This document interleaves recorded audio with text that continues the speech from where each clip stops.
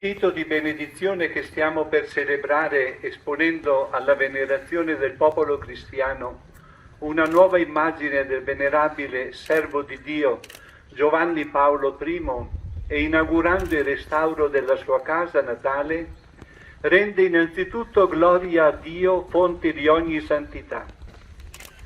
Disponiamo i nostri animi a comprendere il vero significato di questa celebrazione.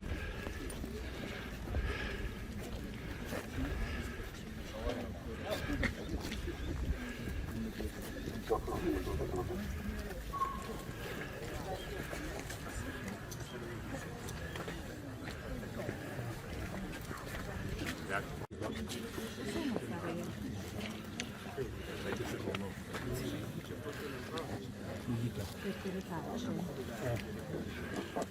Quanto è importante questa giornata oggi. Che erano le province, come è stato ricordato, ci sono anche altre varie stanze, poi